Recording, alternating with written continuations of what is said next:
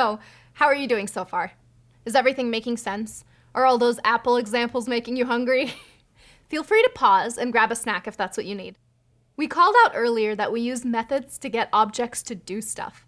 We've seen several methods in our examples so far, like lower for strings, append for lists, or values for dictionaries. The key to understanding methods is this.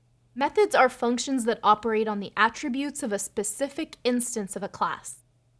When we call the append method on a list, we're adding an element to the end of that specific list and not to any other lists. When we call the lower method on a string, we're making the contents of that specific string lowercase. How exactly does this happen? Let's take a closer look by defining our own methods. First, we need to define a class and create an instance of it, like we've done before. Nice! We've created a Piglet class. While our new Piglet might be cute, it can't do a whole lot right now. What if we wanted to give it a voice? For objects to perform actions, they need methods.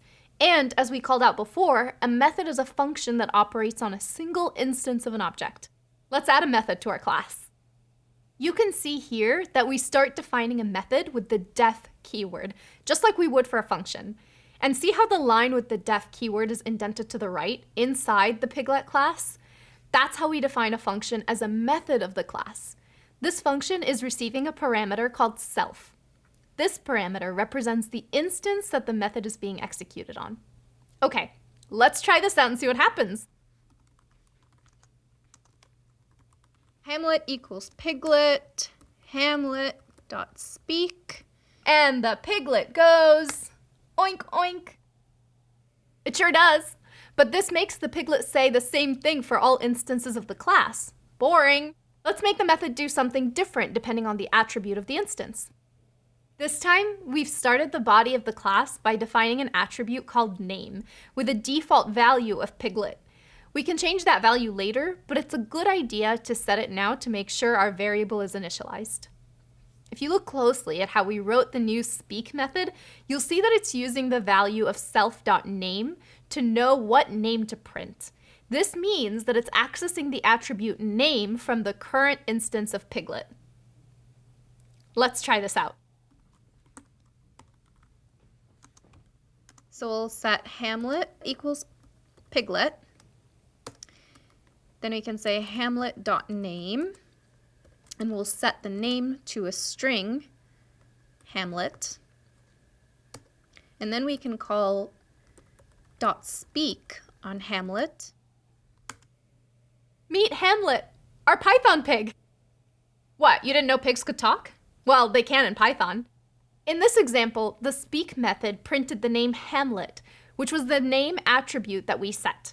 What if we create a new instance of the same class, but with a different name? It should generate a different output. Okay, let's try this out. I think Hamlet needs a friend.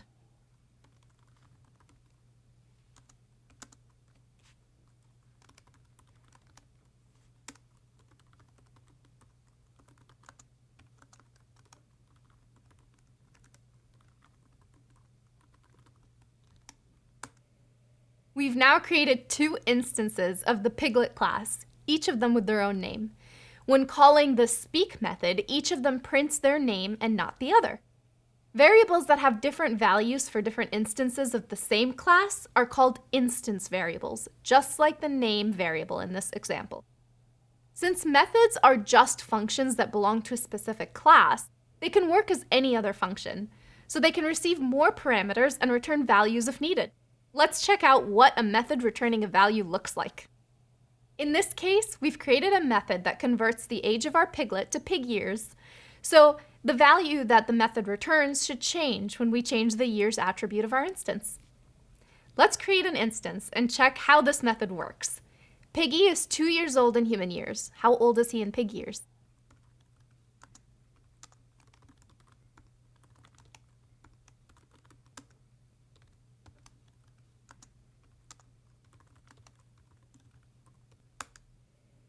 So, as the value of the years attribute changes, the return value of the pig years method changes too. Coming up, we're going to learn about a few special types of methods, including one in particular called constructor.